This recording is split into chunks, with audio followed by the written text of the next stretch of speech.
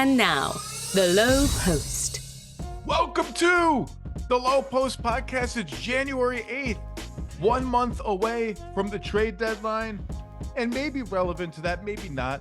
Let's just rattle off the last 100 hours in the life of the Golden State Warriors.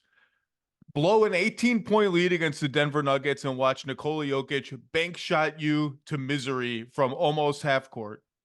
Chris Paul, hand injury, like the 17th hand injury of Chris Paul's career. He's out.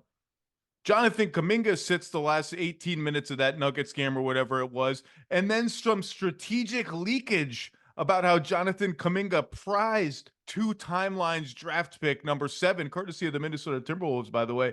Strategic leakage about how he's not sure, just not sure that Steve Kerr is the coach for him, followed by a meeting, a face-to-face meeting. What an occurrence in 2024 between Steve Kerr and Jonathan Kuminga, which apparently settled everything. Then they beat the Pistons. Let's just go past that. The Pistons stink. Then Steve Kerr decides, you know what? I'm ripping the Band-Aid off. Toronto Raptors are in town, fresh off a trade. They look great, by the way. Hats off to RJ Barrett. Bullish on you always, RJ Barrett. I'm going to start Andrew Wiggins and Jonathan Kuminga together, which is like the anti-death lineup. Whatever the death lineup was, this is like not the life lineup. I don't know, the sap you of all life lineup.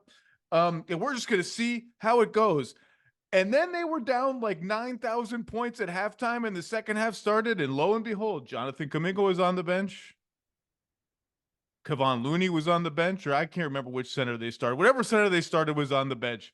Andrew Wiggins was on the bench, and they got shellacked at home to the Raptors.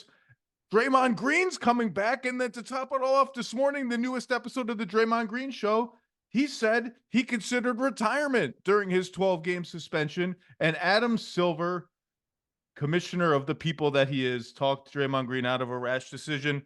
Pascal Siakam was in the building in the Chase Center, obviously for Toronto's domination of the Warriors. Kendra Andrews. It's a lot to take in, isn't it? Did I miss anything? Gary Payton II got hurt. Did I miss anything else? I'm tired. Did Joe Lacob make any intergalactic analogies gone wrong? Did I miss anything? No, I think. Bob Myers is running the team formerly known as the team that shall not be named. That's a thing that's going on, I guess. I don't really understand that one, although that's been rumored for quite a while.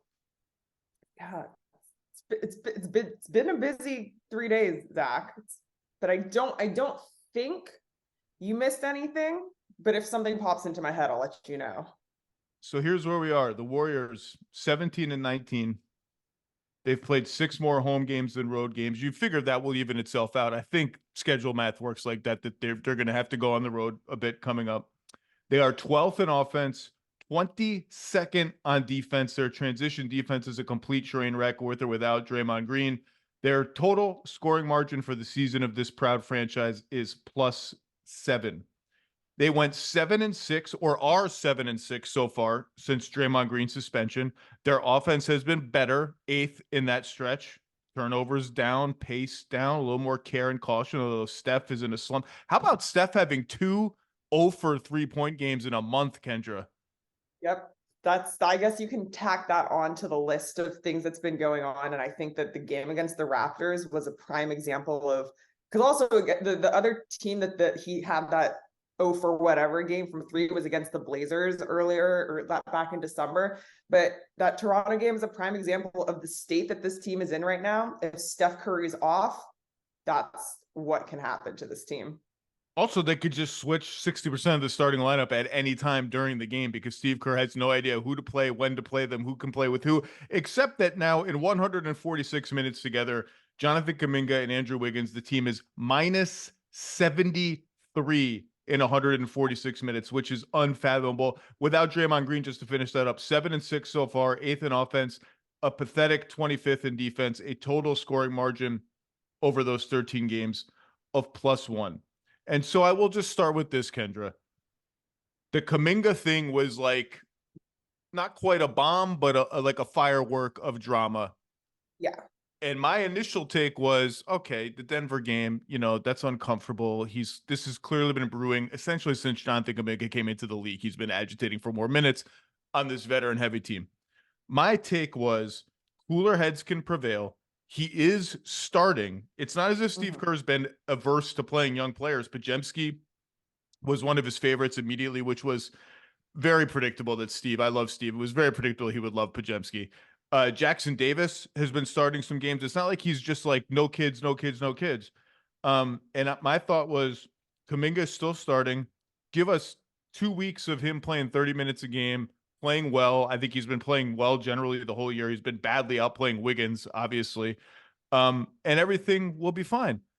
And then he doesn't start the second half against Toronto. So where are we in this Kuminga Kerr situation? And just like with Draymond coming back and so much in flux and CP hurt, like what's the mood around this? You're there every day. Like, what does this team think it is at this point? Is there hope? I'll say that there isn't no hope, right? And I think that that's different than saying that there is hope. Stephen Curry the other night after that Denver loss talked about how like as soon as you lose all confidence in yourself and in your group is when it doesn't matter anymore. And they're not there yet, but there is a very real realization that this is who they are, right? This isn't necessarily just going to click magically. You think back, Zach, to when they won that championship just a year and a half ago, right? It was only a year and a half ago. That's what everyone says. That just clicked so perfectly. We saw it last season and we're seeing it this season. It's not just going to click magically, and the team very much realizes it. That being said, they don't know what it is. They started 13 different starting lineups so far this season. Nothing has worked. They've tried countless rotations. Part of it's because of suspensions, injuries, all that stuff. Nothing has worked. And I asked them, like, how concerning is that? We're nearing the midway point of the season and you don't have one single 5-man lineup that you can depend on at any point in a game. And it's like, yeah, that is extremely concerning and an extremely scary thing. And the mood differs from night to night, but it's not. At the start of this season, the mood was a completely different shift from like a year ago. Guys were hanging out in the locker room hours after the game. There was music all the time. There's dancing, weird, like funny conversations happening. And it is a complete shift from that. It's much more quiet. People are much more to themselves because there's a realization that this isn't working. Draymond's coming back, which is great, but they weren't winning all that much when Draymond was playing before his suspension. That's not going to magically fix everything. And so they're getting to a point where something has to change. I think what's been clear without Draymond is they need his defense. They're just dead on arrival defensively without him. Steve Kerr mentioned last night nobody was talking in the first. They could no communication, and just one simple thing of Scotty Barnes is guarding Steph Curry at portions, but they don't want Steph Curry guarding Scotty Barnes, and they just couldn't get out of that cross match, and over and over and over. And their transition defense without Draymond has been a train wreck. Another thing Steve said to your point was like, there's a reason I went with this Curry, Clay, Wiggins, Draymond, Looney lineup for so long this season when it wasn't working, because we had proof of concept. It did work. Right. It was a dominant lineup. Did Kuminga speak to the media after the game last night? No, I did chat with him a little bit in the locker room though. And look, I think with Jonathan, when you look at that Denver game, right, the one that he doesn't play the end, if the Warriors win that game, I think it's a little bit of a different conversation, a little bit of a different reaction. But they're getting outscored 25-4 in the closing minutes. Denver starts the quarter on a 13-0 run, and Steve didn't change the lineup or go back to Kuminga, who had played really good defense on Aaron Gordon and Jamal Murray, and he had been playing really well that game. But if they win, I think it's a different circumstance. But as you said, Zach, this has been Jonathan's whole journey with the Warriors. It's in and out. And I spoke with him also a couple weeks ago, and he's like, these certain moments don't faze me as much because of everything that I've been through with this team since I got here. But now with him starting, with him getting more trust, those little moments of him not going back in is a little bit more frustrating. He wasn't as frustrated last night of not starting that second half, and I think, again, the team understands they can't play Andrew and Jonathan together. And Jonathan says, I don't want people to think that I'm competing for minutes with Wiggins, but at this point, because you can't play them in the same lineup, it does feel like you have to go with one or the other. So you mentioned they don't know what it is. Like, why are they in such a rut? And it's never one thing, but if you asked me right now, 36 games in, what's the most important thing? It's Wiggins. It's the fact that Wiggins, when you look at Wiggins, as we're sitting here talking about all these lineup combinations, or one in particular that you can't play. And the whole point of a player like Wiggins, a 3-and-D wing with some off the bounce juice to break the offense if he needs to. The whole point of that guy is you can play him with anybody. And now you're talking about he's been, for whatever reason, personal reasons, professional whatever it is, I don't know. I mean, I know some of it. He's just been bad. He's shooting 29% from 3, 47% on 2. He doesn't get rebounds. He doesn't pass. He's just kind of doing nothing. Defensively, he's just been eh. And it sounds weird to say about a guy who peaked as like the second or third best player on the team for a stretch in that title run. The team just kind of needs him to lock into place. They need that one piece to lock into place. And then all of a sudden you can accommodate a couple of non-shooters. The luxury of Steph and Clay, not only are they incredible shooters, but the way they move around the floor was, and they attract so much attention all the time from everybody all over every defender has to have half an eye on those two guys, is that it allowed the Warriors to play two complete non-shooters in Draymond and Looney. And because of just how much gravity those two guys had, and obviously Draymond's an A+ playmaker for his position, the equation has tilted the other way where you can't accommodate three. And that you look at their rotation, Draymond Green, Kuminga, Wiggins, Looney, Jackson Davis. Those are 5 zeros as outside shooters this year. I mean, Draymond's making shots, but nobody's guarding him.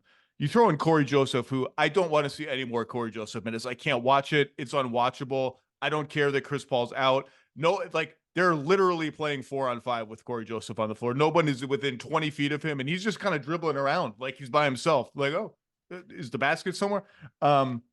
Just too many non-shooters, and to me, that it just centers so much around Wiggins. Even Clay is like, this is kind of what you're going to hope for from Clay the last month at this stage of his career. Defensively, he's never going to be what he was, but he's making shots. He was the only guy who showed up and made shots last night.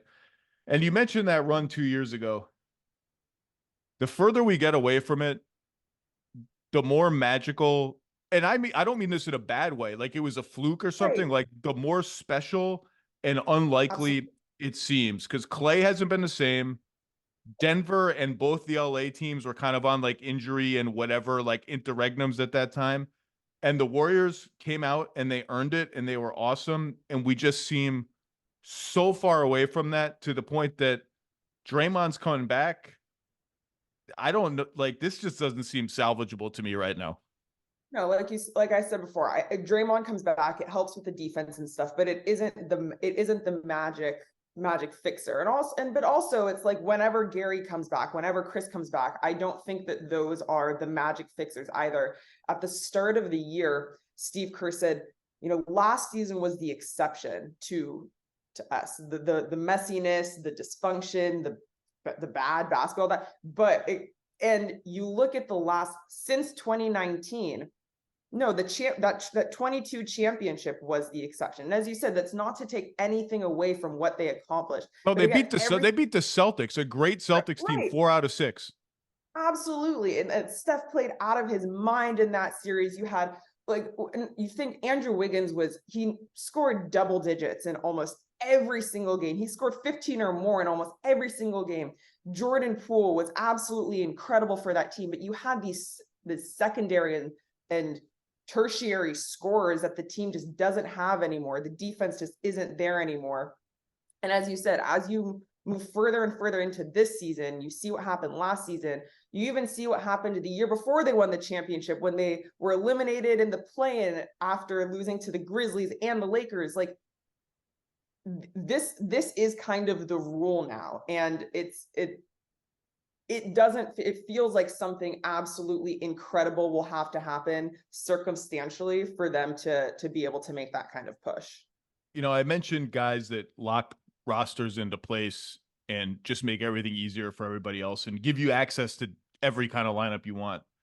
I've said it before, an underrated part of that title run that they have never been able to replace was Otto Porter Jr. And that's not so much like Otto Porter Jr. is some great player. Like he's barely essentially played since that title run. But first of all, he started during the finals. Like that's a real thing that Absolutely. happened. Otto Porter was inserted into the championship starting five of a team like Yeah. 19 months ago.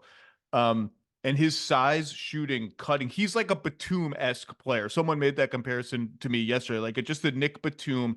If you put him next to four guys who do everything else with the ball, he's the perfect placeholder. They just never have been able to find that guy at that size with that shooting ability and that level of IQ. But Yeah. let's talk about salvageability. Draymond is coming back. And the first thing that I keep thinking of is this just going to introduce a new version of the can Wiggins and Kuminga play together about Draymond and Kuminga? Because, like, look, here are your options. Like, Steph and Clay are going to start, right? Mm-hmm. So that leaves 3 starting spots. If you want to start a center, like a real center, Jackson Davis or Looney, that leaves us 2. I Mm-hmm. think Wiggins just has to be out of the equation. He's just not playing well enough right now. Mm-hmm. Kuminga, if you don't start him now, you're just creating a firestorm again. So if he starts and Draymond starts and a true center starts, that's 3 non-shooters with Steph and Clay. Do I Mm-hmm. start Draymond at center and slot a Moody or a Pajemski in there next to Kuminga and Draymond? Maybe that's kind of small. Do I dare not start Kuminga? Something I was thinking last night that I don't think they would do is without Chris Paul, there's just no off the dribble creation at all when Steph Yeah. is on the bench. Would they ever think about bringing Draymond off the bench to be that kind of quarterback? Or, I mean, you can start him and still have him play that role. But, like, do you have any, like, what's the starting 5 of this team going to be? I have literally no idea. I have 7 different versions of it written out. And I think that Steve Kerr does too, because as we talked about, they played 13 different starting lineups, and Steve is in such a search mode. And I asked him a couple of days ago, like, is there a world in which, you guys, you have Draymond back, you're fully healthy, but these younger guys, these guys who have kind of helped you out and kept you somewhat afloat, retain their starting lineup? And Steve looked at me and he said, if it's leading to wins, that is what we're going to go with. Is there a world in which Draymond Green can come off the bench? Absolutely. We've seen it, a couple times here and there. We saw it in the playoffs last season, right? He came off the bench a couple times, a couple other places sprinkled throughout. And Draymond is the kind of guy who has enough humility, right, to be able to see those adjustments and understand them and be okay with that.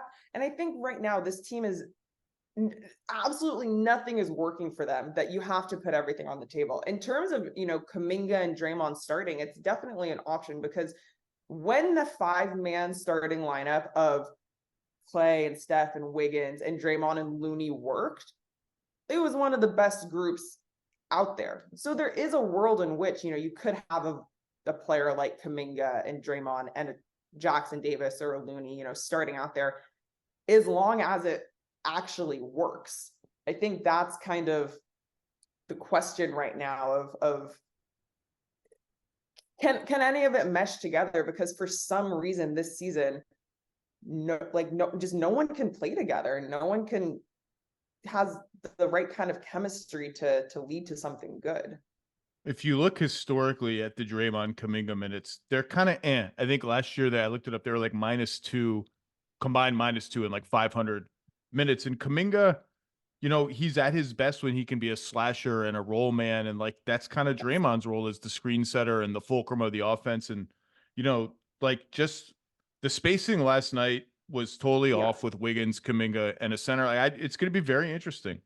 I think it also depends on and it's kind of weird. You have to pick which one you want to focus on. Do you want to try and have really good spacing and get like actively work to get Steph Curry open on stuff? Or do you want to focus on your defense? Because as you were reading off like where they rank in defensive efficiency and offensive efficiency, like their defense is really, really bad right now. And Steve said, when he switched the starting lineup to make it Chris Paul and in the starting lineup and Looney back in the start. It was to bolster our defense, and that just didn't work. That wasn't the lineup for that, right? But so if Draymond's coming back and you say, okay, this is the time that we can really try and oomph our defense up.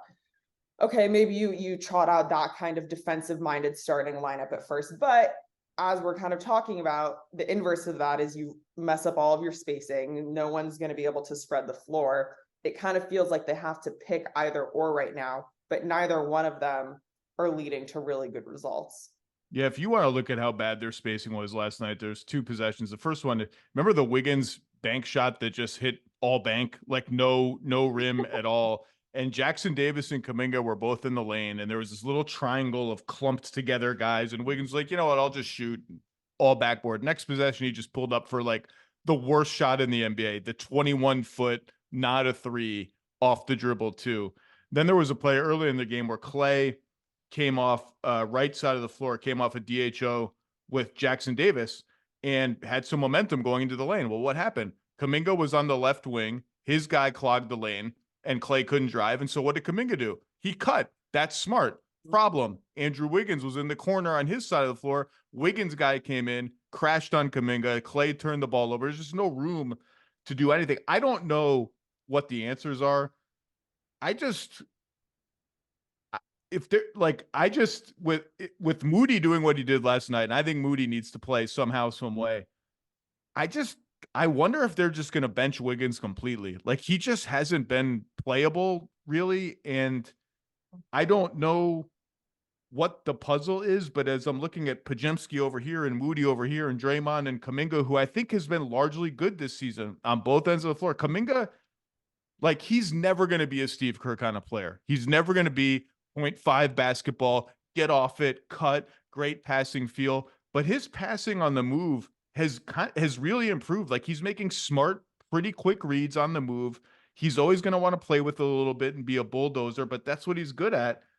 The more I look at him, like, I just don't know how you find, unless Wiggins starts to play like Andrew Wiggins again, or what he was 2 years ago. Like, I wonder if he's just going to be the odd man out, like, completely.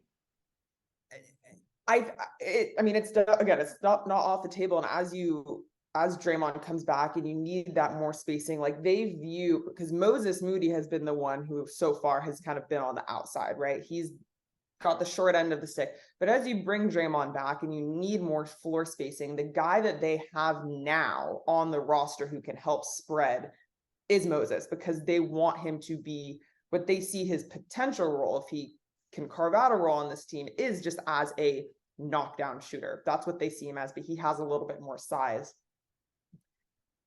So it's an option. Steve has a hard time kind of going to Moses. He's always been the guy who just finds himself right on the outside, always gets cut in line by Podziemski or the next young guy, whoever it is. But in terms of like Wiggins versus Kuminga, this team isn't built around a lot of athleticism, and those two guys have always been like the big athletes of the team. They're going to have to go for one of them. And as you said, yeah, Kuminga has been worlds better than Andrew this season. And his IQ is getting better. His playmaking, his reading is getting better. So I do see them continuing to lean on Kuminga more than Andrew. I think it just is a question of, does he fall completely out?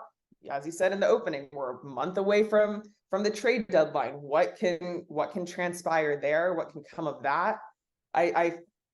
It's Wiggins' role on the team, I think, is going to be something to definitely watch over the next month, really, at this point, and then we'll see after that. You know, if there are two foot in mouth statements that don't define the Warriors of the last 10 years, because winning and Steph Curry defined the Warriors of the last 10 years, but they are hovering at all times for the Schadenfreude group, whatever you say, that people who feel that and want to experience that at the expense of the Warriors. One is light years ahead, which will never ever die, and the second is two timelines. And I was guilty of it. I'll cop to it right off the bat. When they won the title in 2022, I said that's vindication for the idea of two timelines, because they were able to win in the present and they have all this stuff coming in the future. And in the kind of basketball nirvana of that moment of watching Steph do what he did and all of that. We all knew it at the time, but I think we kind of glossed over like the guys on the two timelines, like the second timeline did like literally nothing in that championship Nothing. run, like complete Nothing. zero. And Absolutely. I think that the optimism that, hey, just maybe they can pull off not the impossible, but one of the tightest needles to thread, a needle that really like only the Spurs have done really, really well in the past 25 years. And that was with an all-time draft day trade heist for Kawhi Leonard, who then left. I think the optimism was, well, okay, they didn't produce this time, but they're coming. And I think I underestimated, others underestimated how long it would be if and when they actually started to be productive. Like, yeah, you won this year. Well, Steph's just still here getting older. Clay's still here getting older. Like, what about the next year and the next year and the next year? Like, they may not be ready by 2 years from now, 3 years from now. And they frankly just haven't been. And that's totally normal for young players. We don't need to go through the Şengün's and the Halliburtons and all the guys that they didn't pick. Like, that happens to every team. Wiseman is gone. That's a disaster. And the return for him is a disaster. There is still hope for both Moody and Kuminga. In fact, I think there are corners of the Warriors front office / ownership who are so committed to Kuminga that I'd kind of be surprised if they trade him. We'll talk about that. Like, there's still hope for those guys. Those guys could both be really good NBA players. The point that the two timeline skeptics had all along and have been proven right, and I was wrong to get caught up in the euphoria 2 years ago, is that even if they do become productive, it's going to be too late for the veterans. And I think that is where we are right now. But let's talk about the trades. As I look at this roster, Kendra, and I know Toronto was in town last night. Anunoby's already been traded. Looks like a nice trade for both teams, New York and Toronto. Quickly looks awesome with the Raptors. I struggle to see a deal that I really like and think is worth it for this team. Siakam is like the name everyone's going to be talking about. I love Pascal. I think he's a good player. I don't know what the price is. If I'm Toronto, I want Kuminga. I want Kuminga, and you were nodding along. Like, I don't get the sense that they'd give up Kuminga. Maybe not in that deal. I don't know for sure. To be clear, I don't know for sure. If you're asking me today, January 8th, depending on what other parts are in that deal, and it would have to include some big salaries, I'm not sure they do that. And like, if they did, does it actually make them good enough to I mean, you look at the West, the top four, the four teams that have separated themselves in the West right now are Denver, Oklahoma City, Minnesota, and the Clippers. And that's not even counting Phoenix. Dallas is playing well. New Orleans is playing well. Like, on the one hand, you can look at those teams and say only Denver is proven, like, as someone that we really need to fear / respect of all those teams in the playoffs. On the other hand, it's a lot of teams, and you're a half game ahead of Utah. Like, at some point, it's like, to what end are we doing this? Yeah, I mean, the question that whenever people talk about trades, right, and they say, oh, they should go get Siakam, or they should go get someone who, the thing that they never then answer is, okay, but what are you giving up to get that, right? And as you said, if Toronto would ask for a Kuminga, or another team would ask for Kuminga, I completely agree with you that there are higher ups in this organization that are infatuated with Kuminga and are not ready to part with him. Nor should, and again, as we just spent the last 10-15 minutes talking about how much better Kuminga has been on this year than some other one of his other his teammates and stuff. It's harder to part with that. And then you ask, as you said again, okay, does that actually get you to the level in which you need to go? If you're putting together this big package to get one player, well, you're giving up a lot of other stuff too, just to get one thing back that might not necessarily be the thing. And also, you depending on what's being sent out, like, I got to pay that dude $40 million a year starting next year. And I got Clay's free agency. And like, it's at some point, this is going to become financially, if not untenable, then undesirable for them to spend this amount of money on a team that just isn't very good. Right. Exactly. I think when it comes to the trade deadline, things that the Warriors would want to try and find, you want more scoring, because frankly, you're really missing Jordan Poole scoring right now. And we've seen that a lot, You know who else is especially. missing Jordan Poole scoring right now? Jordan Poole and the Wizards, because that dude, like, I don't know what the hell That is happened to fair. him. Well, I do know. Actually, I do know what That happened to him. is We all fair. saw what happened to him. We did. We did. Okay, the version of Jordan that was on the team before, that's what they're missing. But they're missing those kinds of things. They're missing a bit more size. But like, BP again, before punch. that's BC, all those types of things. I appreciate that. But it is hard, and it's hard to imagine again that there's one move that the Warriors can make that's going to salvage all this. Because frankly, again, because they have been struggling with so many different things and no lineups have worked and all this stuff, they don't know the one thing that is, this is what is going on wrong. It's hard to be able to go find the Band-Aid or go find the remedy for that when there are just so many different things on a night to night basis that are causing them trouble. Now, if you want to tell me I'm sorry, Chris Paul's expiring contract. Sorry, Chris. Mhm. Plus Moody, plus another salary you don't care too much about, aka not Kuminga, plus the 2 first-round picks that you can trade right now without loosening the protections on the one they already owe, which now goes to Portland, I think, via Memphis, via Boston.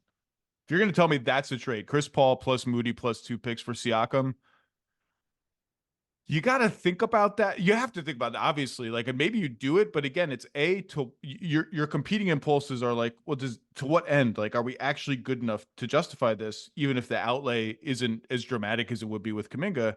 Versus B, can you really say, well, let's just live to fight another day when the clock on Steph Curry's entire career just ticks? And it's a tough dilemma to be in. Now, I'm not sure Toronto does that deal anyway. And like, other than Siakam, like, who's the big name that's really helping this team that's available? Like, I don't really think Levine is a great fit there. I don't really think the Warriors love Levine as a fit. That contract is what it is. And then you go down, well, what about a smaller, like, marginal move for a good role player? I'm like, okay, but their whole team is like good, okay role players. Like, is that really, I can't find a trade that I really love for them. Yeah, no, the market out there for people for them to go get is tricky. And then again, you have to, what is their overall goal, right? Is just to take as much advantage of what Steph has left, right? But what is going to get them there? And then it's bringing a bunch of younger guys who are younger and fresher and can do this, or is it bringing more vet? Like, what it is again that is going to take them to whatever their goal is.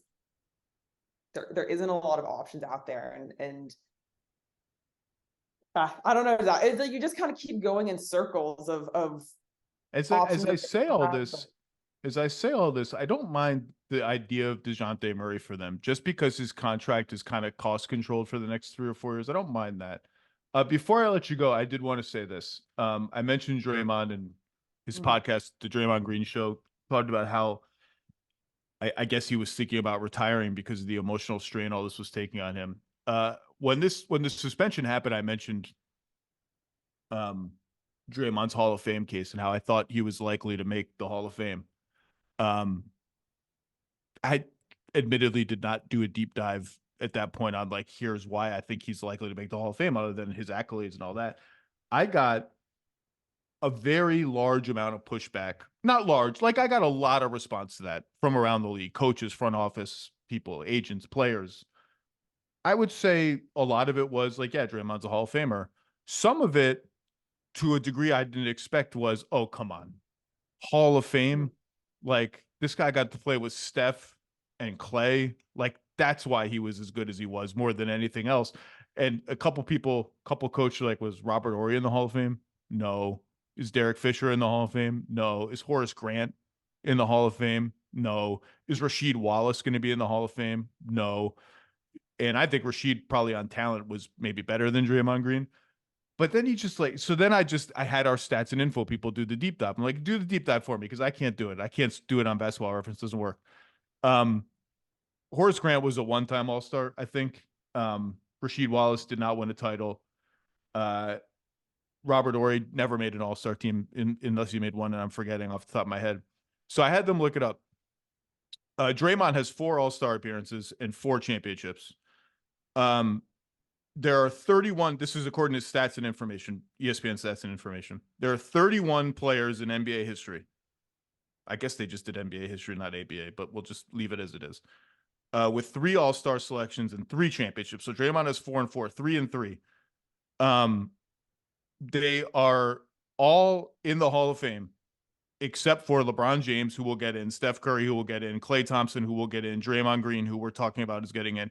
And Willie Knowles is the only retired Hall of Fame eligible player. He played for the Knicks in the 60s and the Celtics in the 60s to have 3 and 3 and not get in the Hall of Fame. He has 3 All-Star appearances, and I think he has 4 All-Star appearances, 3 championships. Every single player ever in the history of the league with 4 All-Star selections and 4 championships, everyone is in the Hall of Fame except for LeBron, Curry, Klay, and Draymond. So, like, if that's just now 4 and 4, you could say is an artificial cutoff. It's one hell of a cutoff. I just thought that factoid, Willie Knowles, Draymond Green, was interesting and relevant as he returns to a team that he has really kind of helped define with Steph in terms of their style of play and their identity for a long time now. And I'll tell you, as a neutral basketball fan, I've said this before, Kendra, neutral. I just like good basketball. I like good stories. I want these 3 dudes to play together forever and ever and ride off into the sunset together on a good Golden State Warriors team. And this year has been a reminder of how rare that is and how most of these sort of stories unfold like late career Kobe, rest in peace, and late career Dirk Nowitzki, where you just kind of straggle along as the team tries to rebuild around you. It's very, very hard. Any parting thoughts? We didn't mention Dario Saric. I meant to mention him. He's playing well. Any parting thoughts? Parting thoughts on Dario Saric. When you were talking about Otto Porter, I almost brought up that's what they kind of hoped Dario would bring to the team. No, I think that's not my parting thought. I think parting thoughts is just that this team is out of it's not going to be smooth sailing for the rest of the year. You know, I think now that Draymond's on the cusp of coming back, he's back with the team. That is a good first step, and you at least hope that injects some positive energy around this team. But it's not going to fix everything. This team lost only 8 games at Chase Center all season last year, and they are beyond that already at this point in the year. It's going to be a different look, and it's going to be a challenge, but it's hard to write off the Warriors ever, right? As long as you have Steph and Curry and you have Klay Thompson and Draymond's coming back, but it's going to take more active work than just hoping everything clicks like it did a couple of years ago when they won that championship. We're at the point where I haven't written them off because the residual achievement history is so big. But cognitively, I have. Like when I start thinking about championship teams and playoff matchups and who can match up with who and who should make a trade and who's one move away, they just don't enter my brain anymore. They're over here on the side being a circus and being disorganized and in constant drama. It doesn't feel like it's happening this season, which makes me sad. You will be there. You will be there to chronicle all of it. Kendra Andrews. Oh, I will. Essential. You get who do we got coming up for you? You got a road? You're gonna go on the road with the team? They're going on the road. Boy. Big road trip coming up. Yeah.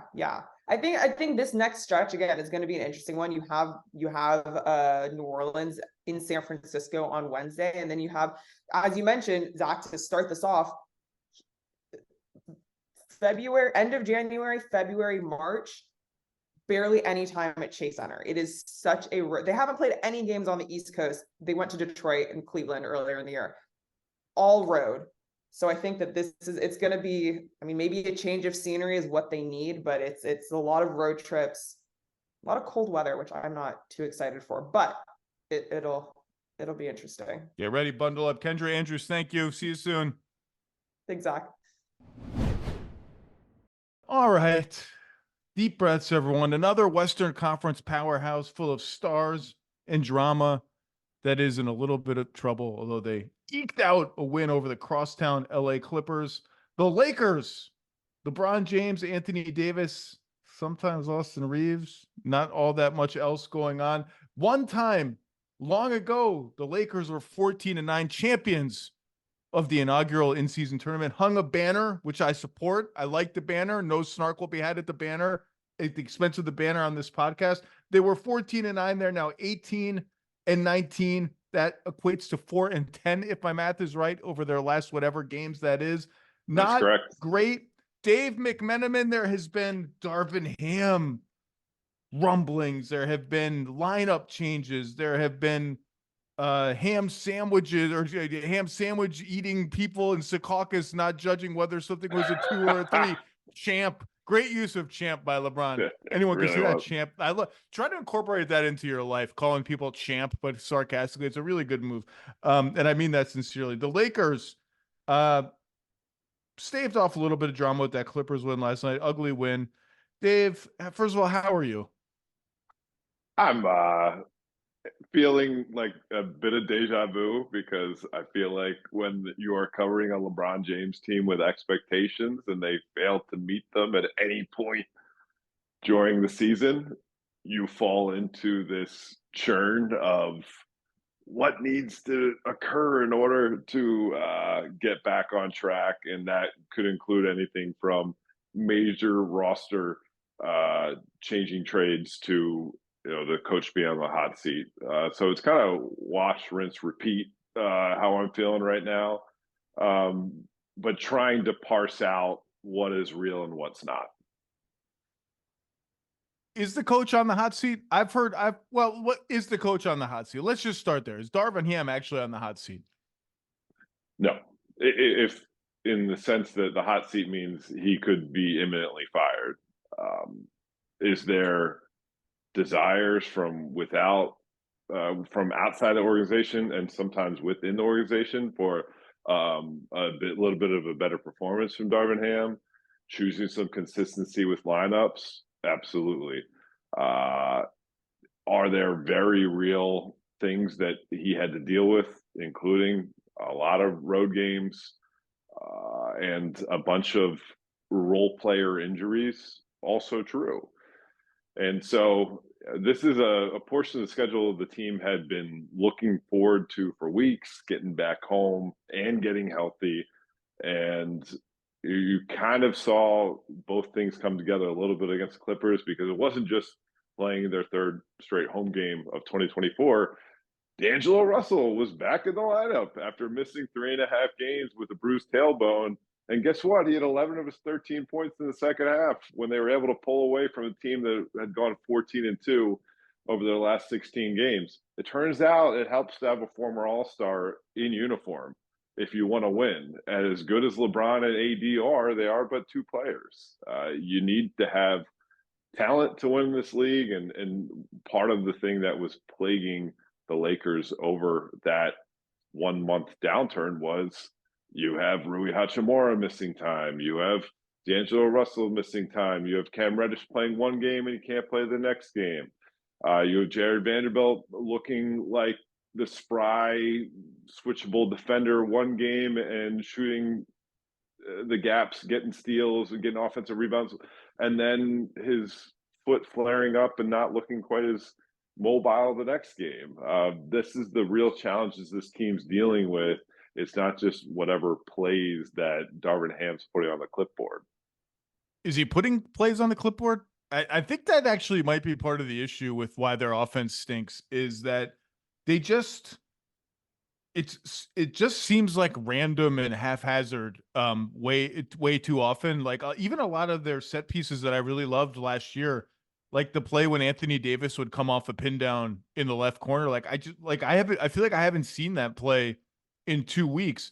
And 6, 5, 3, 10 years ago, pick a number, random offense around LeBron James was good enough. Like that's all, you just like give LeBron the ball. And like now he's 39 years old. He can't be the engine of an efficient random offense. And look, I sound like a broken record saying this, and I'm sorry to sound like a broken record. This team's 23rd in offense. They've been about 23rd, 24th the entire season. It's just not ever going to be good enough in the West to do anything serious. Last year, they were a little bit better than that, but still bad. And the West was much worse than it is currently. they've been a bad offense for most of LeBron's time in Los Angeles, frankly. And a lot of that is due to injuries and all that. And I've said all year, like, any change they have to make has got to address that. Like, that has to be the first priority. You could not have a Wizardian offense, which is what they have right now, and expect to compete for a second round appearance, let alone a finals appearance, which is all LeBron cares about, is making the finals. And in-house, the first card to play was just Reeves has to play more. You need to start Reeves, play your three best players a maximum amount of time. They've done that. That hasn't really worked. When Hachimura comes back, I want them to go all in on the Reeves, Hachimura, LeBron, AD quartet. I think their concern with that is probably like, no matter who the fifth guy is, our perimeter defense might be a little bit shaky. And my response to that would be like, your perimeter defense can be shaky, not shaky, whatever. If you can't score, you're not going to win. I don't know. Like what I didn't like the Vando move to start him, because I just don't feel like that's going to help the offense. And I don't know. Why is this? Why are they just stuck in mud, Dave? Why can't they ever score baskets? One of the problems with their offense this year will be linked back to coaching, and that's fine. Darvin Ham, with the benefit of having an off season to kind of plan for the pieces he thought he would have healthy, implemented a new offense than they were running last year, a 5-out offense. And the team, some of it because of the injuries we mentioned, and some of it just it not taking and the stars not buying into it to the point where they would, for instance, Darvin Ham said he wanted Anthony Davis shoot 6 threes a game. Anthony Davis took like 6 threes in the month of November. So clearly he didn't buy into the vision that Darvin Ham had for this 5-out offense, because it was very much predicated on AD's involvement as the trigger man, as the trail big.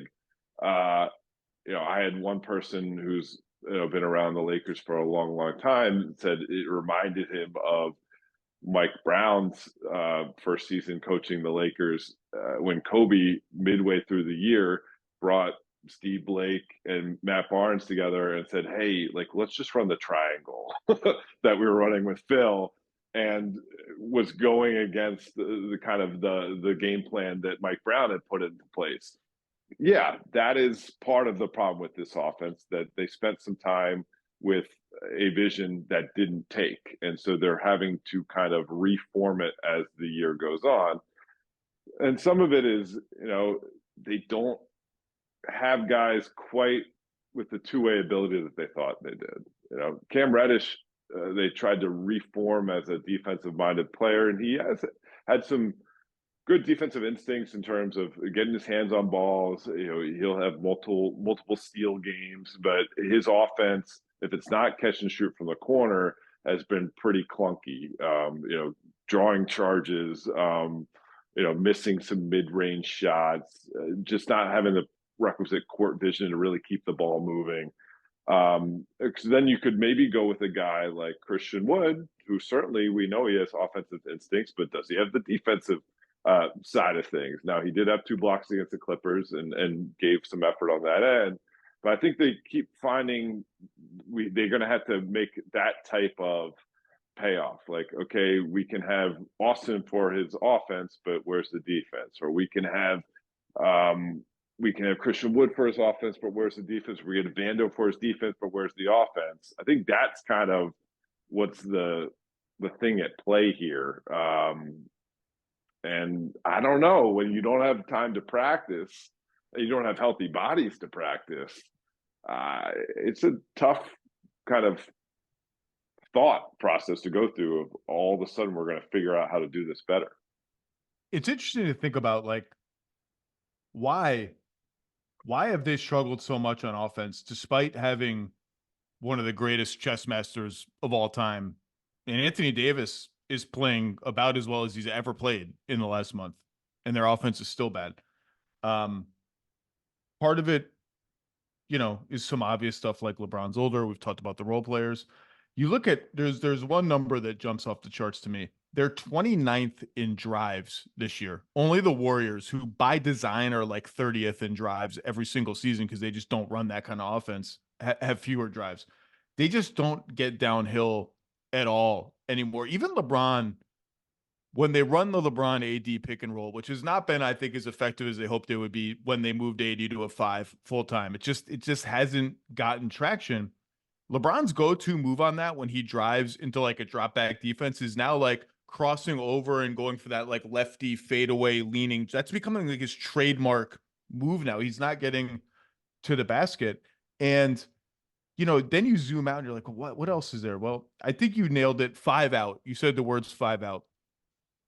The disappearance of AD's jumper, like all LeBron's great offensive teams had a shooting big man. Kevin Love didn't play center a ton in Cleveland. Tristan Thompson did. And Bosh in Miami. And just the flexibility that it gives you to play a non-shooting wing like a Vanderbilt or like Dwayne Wade in Miami. A totally different player than Jared Vanderbilt, obviously. Yeah, right. And the ability to go 5 out at times. They don't have that. And then they just don't have any downhill drivers anymore next to LeBron. All those guys are like, there's no equivalent of a Kyrie Irving or even like a Dennis Schroeder on this team right now. And then like the supporting shooting obviously just isn't there. They're one of the worst shooting teams in the league. Those Cleveland and Miami teams were some of the best shooting teams in the league. I just think it's just and then you look back at the team that won the title, and they were not like a great half-court offense team, first shot half-court offensive team. They won with defense and size. And one of the ways that manifested itself was hellacious offensive rebounding. The Lakers are 28th in offensive rebounding. So playing AD at center just hasn't really won them as many of the trade-offs offensively as you think it would, because they're not getting offensive rebounds because they're not that big, and the floor is not well spaced for his rolls to the rim. It's just clunky. And truthfully, like other than just going all in on the guys I mentioned, Reeves and Hachimura, and Rui just had, I mean, he's been in and out of the lineup. Those 4 guys have only played 62 minutes together the entire season. Those 4. I don't, short of a trade, which I guess is what we should talk about, I just don't see this team. We just have a long enough sample now. This is just not a good offensive team, and I don't really see a great fix for it, honestly. Austin Reeves was talking to us about this last week, and he said, like, look at the other teams around the league. They have the institutional knowledge and the reps playing with one another, and that does lend itself towards offensive cohesion. I don't know if we can continue to wait for this Lakers team to get healthy, wait for Gabe Vincent to come off this knee surgery, wait for Rui Hachimura's calf strain to heal, where you get a sample size of a month or whatever as they grow, versus look for something else that's out there. Because if you're going to have to grow on the fly anyway, get more talent. And I think that's kind of the conversation we should be having about the Lakers right now, not whether Darvin Ham should be the coach or not. Quite frankly, it's, can they get some more talent between now and February 8th that will allow them to make a push similar to the way they did last year? I mean, you just look at the numbers to your point. The 4 that I mentioned are -5 in 62 minutes. Reeves, Davis, LeBron are -49 in 461 minutes. LeBron and AD are barely positive, +23 in almost 850 minutes, which is essentially +0. They just haven't found a combination that works. And if they're not going to change the coach, which you and I seem to agree seems unlikely, and honestly, like I didn't hear a lot of complaints about Darvin Ham's coaching last year when they were in the conference finals. Correct. I don't think he's done a great job this year. I already mentioned the offense. The Vanderbilt thing, in a lot of ways, you look back at the team that won the title and you understand, even though Darvin wasn't on that staff, what he was going for with the Vanderbilt lineup change. Like, let's just get big and nasty and get stops and get out and run. The problem is you can't get out and run enough to make up for his spacing issues, and you're not becoming this gigantic offensive rebounding team that you were with Dwight Howard and JaVale McGee and all those guys. And also LeBron's almost 40 years old now. And we don't need to go into the KCPs and Carusos and all those guys that are not here. But if he's going to stay the coach, then and we agree that this team as is not good enough to do what LeBron wants it to do. And if you have LeBron on your team, you just don't waste seasons. I think the pressure is going to ramp up, not just externally, but internally to do something at the trade deadline. And we know that they have D'Lo's contract and Hachimura's contract and one pick they can trade. I mean, who's out there? Like, do we need to have the obvious Zach LaVine conversation? Is that the conversation right now? Like, we're 4 years of 45 million plus? I think you start with Zach LaVine, and then you also discuss DeJounte Murray as kind of the two lanes that most of your thought process should be occupying right now after the Lakers, and see what you can get done. Because you talk about offensive talent or paint penetration. Those are things that both those guys could bring to the table. And there's also like a just need of an infusion of energy, I think, with this group right now that we're seeing. And either one of those guys, I think it could provide that.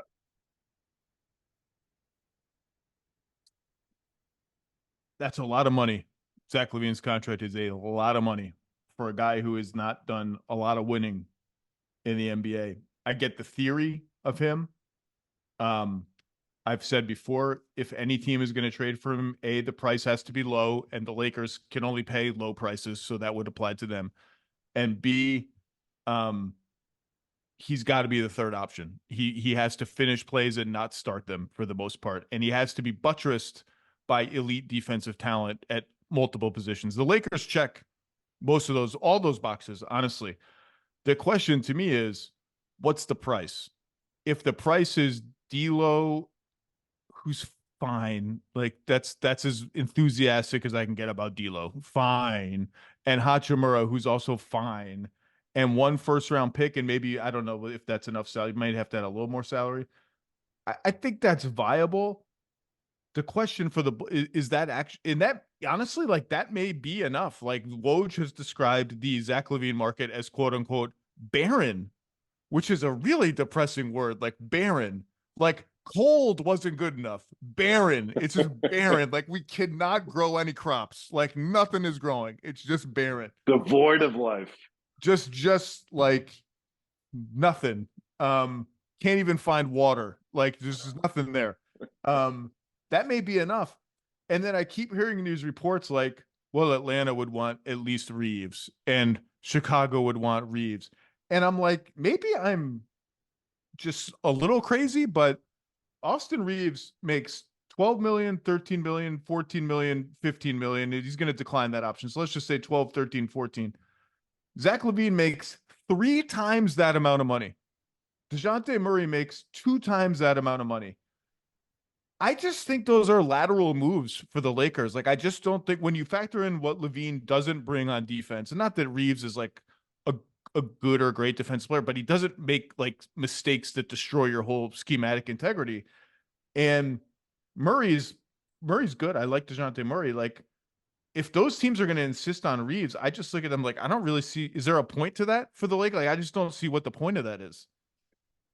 No, I mean, if you're giving out that much, if we're going to say it's D'Lo, Rui Hachimura, and Austin Reeves, and or just Reeves plus one of those two plus filler. Okay. Like we don't have to. You can take out one of those two. Reeves is the one that matters to me. Right. Well, but I mean, I guess the question is if you're also getting Bogdanovich back from Atlanta, or if you're also getting Caruso back from if you Chicago, expand it, you're going to need some more to even consider including Austin Reeves. But to me, at some point, you're going to really suffer as an organization if you continue to identify and develop talent only to send it out. Like the culture piece just won't exist. And maybe that's something that is unreasonable to expect when you have the pressure of this window is only open for so long, when you have one of the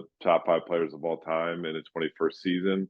and we'll worry about culture on the other side of this. It's a win now mode, do whatever it takes, win at all costs type of proposition.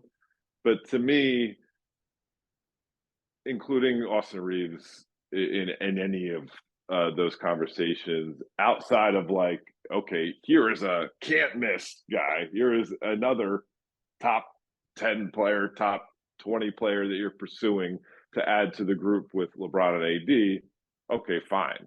But outside of that, I can't imagine a better role player, because one, he has the trust of those two guys.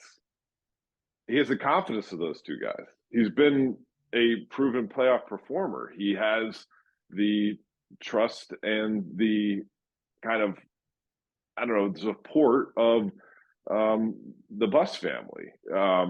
The brothers who identified him in the draft process, and the governor and Jeannie, who really that's a point of pride for her to have someone like Austin Reeves, who was a homegrown Laker organization product, become a star. So no, but at the same time, if you are someone who represents the Chicago Bulls or someone who represents the Atlanta Hawks, and you're talking to a reporter, of course you're going to say, I want all the best assets possible at this stage of the game.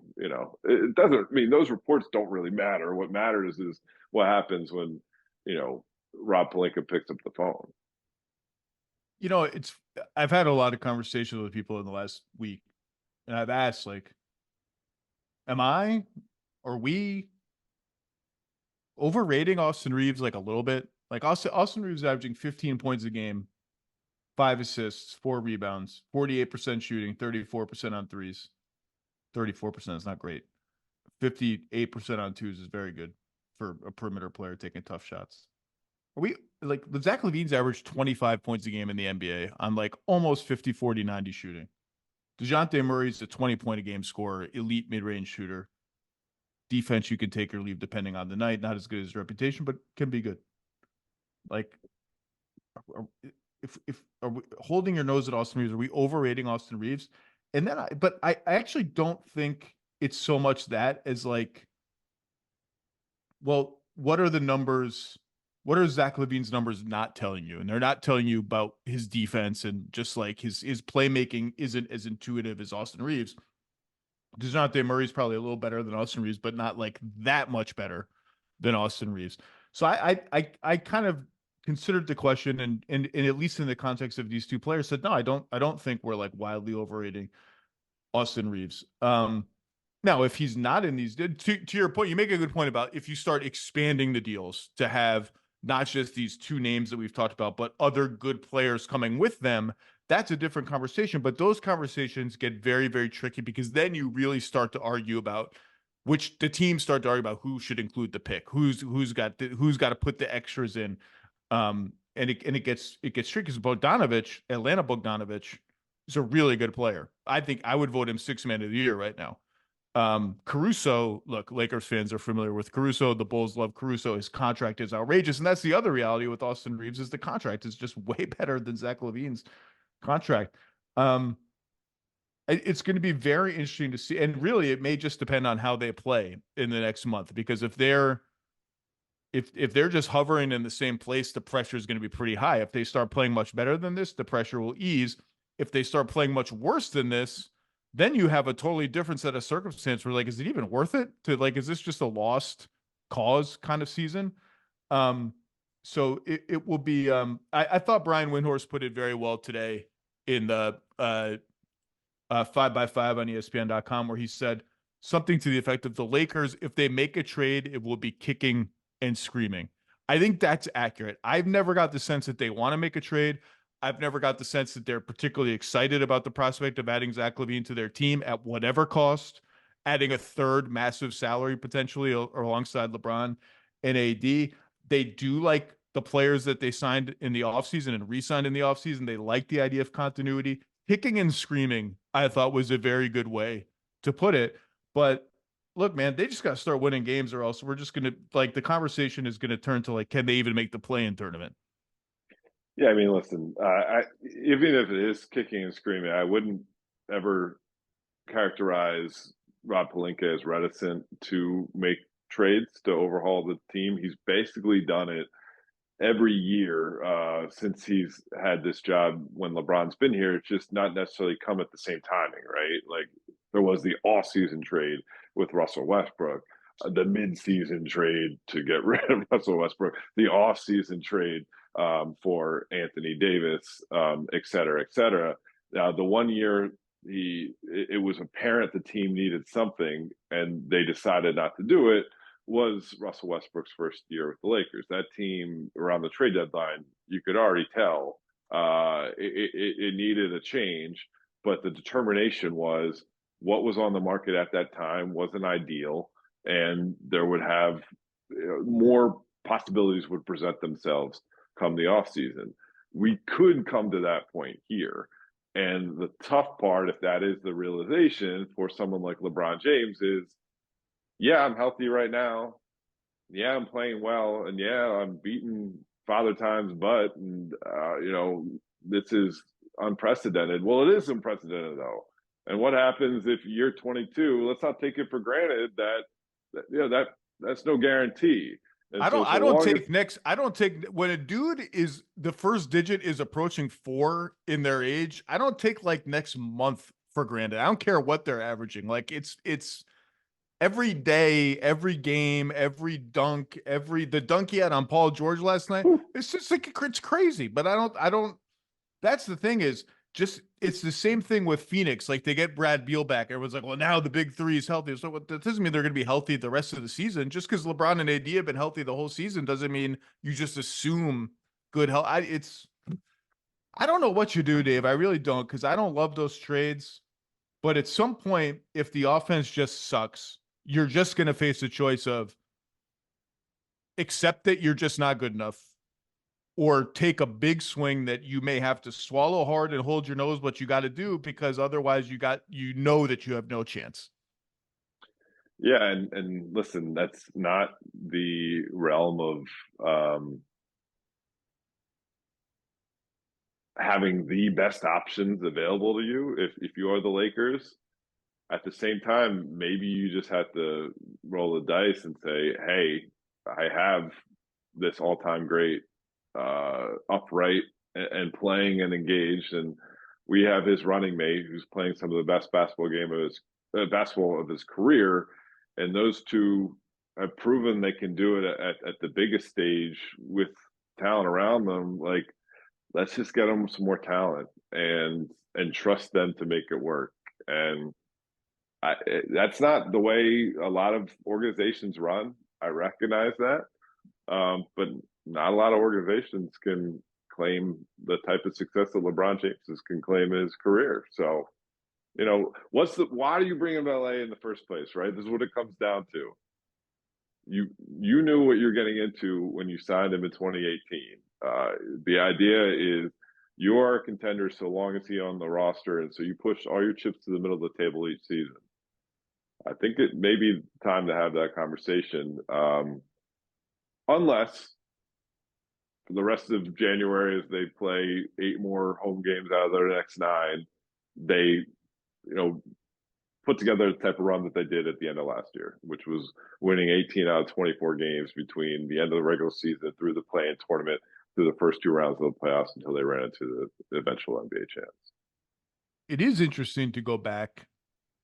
First of all, when you say it's time to have that conversation, you mean the conversation of like, do we just need to take a big swing just to see? Correct. It is interesting to go back and think about the AD trade, which is like unquestionably worth it. They won a title. It's worth it. He was 26 or 27 when they made the trade. Like you do that trade 10 times out of 10. When they made the trade, part of the reaction was, LeBron's never had a roll man like that, like a screen and dive guy like this. This is going to be an amazing pick and roll combination. And again, they won the title. And if you're going to identify a player to trade for at that time in the NBA in 2019, whenever it was, like Anthony Davis was the perfect guy to get. I do think that all of us, probably LeBron included, overestimated how easy it would be on offense. And it just has never been the offensive fit that I think a lot of us envisioned, because Anthony Davis he looks like a good jump shooter. He jumps like a good jump shooter. He is not a good jump shooter. He has essentially never been, other than a brief run in 2020, a good jump shooter. And at first it was when LeBron was the 3 and AD was the 4, teams just switched that pick and roll because the defenders were close enough in size that it wasn't like fatal to do it on either end of the switch. So, okay, didn't really get off the ground. Let's move AD to center. And they've just never had the right ecosystem around LeBron and AD with him at center where it's less switchable. Like even someone like Malik Beasley just didn't work there last year. Like you think like that would be the like shooter. Well, they didn't trust his defense. They just haven't. It's been an interesting Malik Beasley journey. also just told Chris Haynes the other day that he had some off court stuff going on that he didn't explicitly identify, but he owned up for his role of not being prepared to give his best. He also talked a healthy amount of crapola about the Indiana Pacers and what will happen to the Indiana Pacers if the Bucks and the Pacers meet in the playoffs, which I enjoyed because if like he didn't like give it a month. Like the Pacers beat your ass like 4 times in the last 3 weeks. Like now I'm tripling down and we're going to destroy the Pacers, and it's talking like inflict pain in the playoffs. And he's been on the Milwaukee Bucks for 1 second, and he's like, I'm going to be the guy. I enjoyed that. The same week, Giannis is saying every single person in the organization has to do better, down to the equipment manager that needs to wash our jerseys better. Malik Beasley, who's been on it for 1 second, is saying, I can't wait to pound the Pacers. If I'm the equipment manager, I'm like, wait a second. Is there a stain on your jersey? Like, what did I do wrong here? Like, why am I getting roped into this? It's not fair. Anything else Lakers related before? So trades, we got to watch out for trades, I guess. I mean, trades, and then those are the 2 big ones, but there's other things out there, like what if there's a Terry Rozier, Miles Bridges package? Like there are teams out there that are going to make trades, and the Lakers should be recognizing that not only do some more talent will help them, but some of the personalities, it hasn't appeared to be a full cohesion, right? And you got to recognize that too. Did Space Jam 2 leave room for a sequel? Is there going to be a Space Jam 3? Maybe that's what we can talk about next regard. I didn't see. Did you see Space Jam 2? The New Reckoning? What is the subtitle? New Legacy, I think. And I did put it on a flight, and I didn't make it all the way through, but it wasn't because of like disinterest. Just I had some work to do. So I haven't seen the whole thing, but someday I'm sure I will. I have not seen it. Terry Rozier, by the way, is a very astute name and is a perfect transition into, we're going to have Bobby Marks come on now and talk about general trade stuff, because Charlotte and Rozier has not been talked about a lot as a trade thing. And I think that may start to change in the next couple of weeks. Dave McMenamin, just must read, must watch, must listen, covering the soap opera that is the Los Angeles Lakers. Enjoy your time with that team. Thank you, Dave. Great to see you, Zach. All right, let's round this off with some trade talk. We're 1 month from the trade deadline, 1 week from January 15th, when the rest of the free agents signed in the offseason become trade eligible. Bobby Marks of Naples, Florida. How are you? How are you, my friend? Good. Doing great. Watch out for those alligators. A lot of different creatures down here. Yeah, Snakes. and Florida men as well. We're a week from January 15th and all that. I just want to go rapid fire through some under the radar, maybe not under the radar, but lesser discussed trade possibilities. I left off with McMenamin talking about Terry Rozier, and I just feel like the Hornets exist in this netherworld of like no one's paying attention to them. They lose almost every game. Their most interesting player, they're arguably their 2 most interesting young players. Well, 2 of their 3 are injured: LaMelo Ball and Mark Williams. Terry Rozier has 2 years left on a decent contract. The 25-26 is only It's mostly guaranteed. Never Yeah, mind. it's like I think it's like 2 million. That's not. Yeah, so just pretend I didn't say that. Yeah. And is playing quite well, and I think could fit a number of teams, and it would behoove Charlotte, I think, to look around and see what they can get. Related to that, it's interesting, not accidentally related to that, it's interesting to me that Miami has kind of fallen out of the trade discourse, considering A, they're good. And I think they can be really good if they can ever get their whole team healthy. Like Tyler Hero's having a good year. Hawkheads, they've clearly found something in him. Bam and Jimmy are Bam and Jimmy. I would bet that they're going to look around for a guard ball handling upgrade, and they have a lot of outgoing salary they can fit in. Like Rozier, Miami is an interesting fit. Rozier, Lakers is an interesting fit.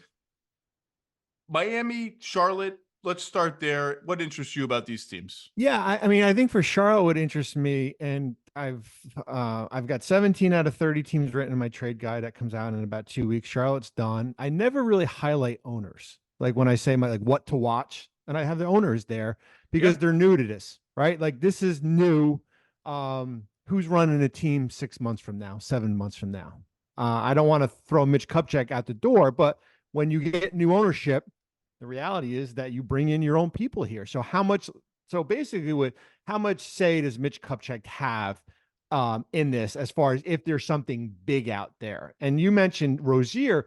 Rozier is interesting because he's not one of those, like, teams are afraid of these like $40 million guys right now, right? Like if you have two already, they're like, oh man, he better be really good if I'm going to take a third on. But if there's those guys in like that $20 to $22 million range, those are the trade assets right now. And he's certainly one of them. And then with Charlotte, it's, I mean, Gordon Hayward is out right now. He's got a $31.5 million contract. He's on an expiring. I literally forgot about Gordon Hayward. Yeah, I mean, it's a big number. I mean, hey, when he can play, he's good. He's good. And then the other thing is, what are you going to do with Miles Bridges? What do you do with Miles Bridges, who's is going to be a free agent here? But here's the catch. Any team that would go out and is interested in acquiring him, I mean, there's so many different things, layers to it. Certainly the off-court stuff that happened, right? Like he was pleaded no contest, was suspended, taking that on. Hey, you've got to talk. You got a fan base to answer to here. Like it wasn't like he was found innocent here. He pleaded no contest, and there's a suspension there. And then the other thing with Bridges is that just because you trade for him, because he was on this 1-year deal, he has to approve it. You don't get his bird rights. So you don't get his bird rights in here to basically you can pay him like 120% off his number. It's like, I don't know, $10 million if you don't have cap space or the non-taxman level. So you don't get that advantage there to go out, because remove, and I know that's a big saying, remove, but he has been pretty good for them this year when he's played and everything here. But there's a lot of different layers to, with Miles Bridges. Certainly you talked about Rozier, Hayward, kind of like some nice little pieces. Nick Richards is on a nice contract, backup big there.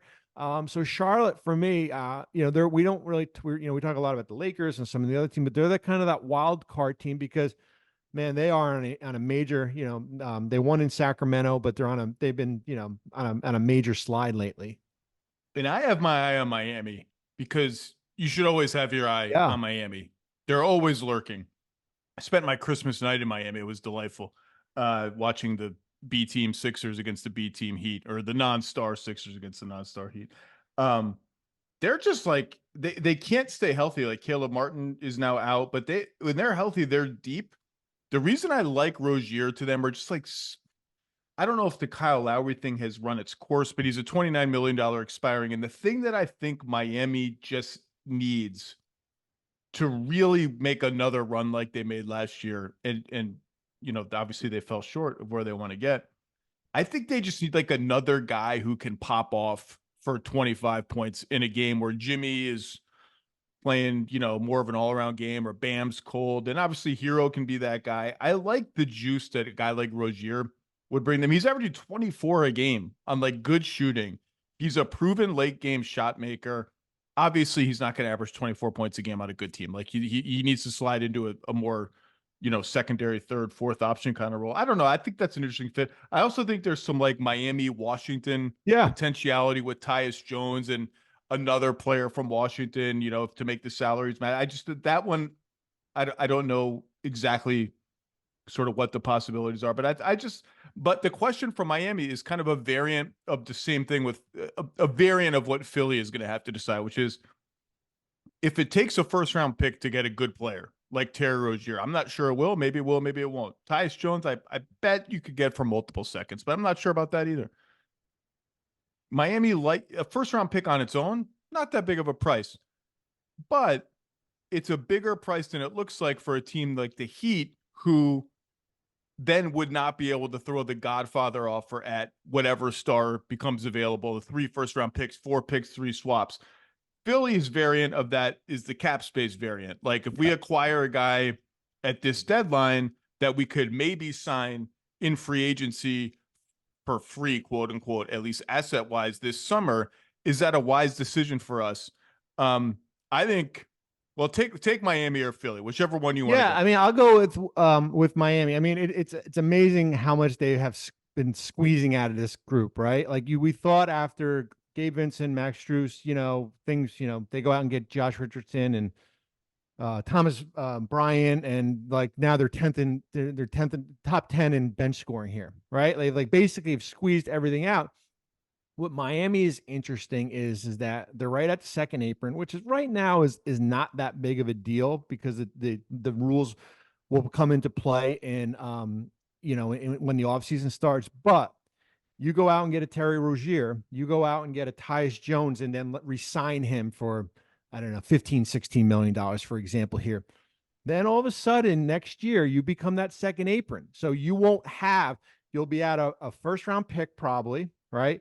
And you won't have the luxury of combining salary to go out and get that marquee guy if he ever became available here. So there's like the reward is like, yeah, one of those two guys can help you right now. The risk is down the road if something became available.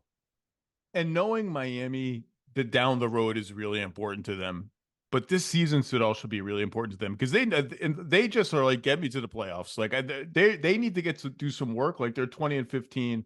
They are tied for 7th with the Pacers, but they're a half game out of 4th, basically. Like getting out of the play-in should be their priority. And then the matchups are what they are, but they're not scared of any of these teams. They're not scared of it. They're not even scared of Boston. Like they're the Heat. They just get to the play. I just think they need a little bit more juice to their offense. Philly, to me, the Harden trade happened. They've been playing quite well for all season. Pre-Harden trade, post-Harden trade. The ingredients they've gotten in the Harden trade have been somewhat helpful, though Covington has been in and out of the rotation. Batum has been great when he's played, although he's in a little bit of a shooting slump.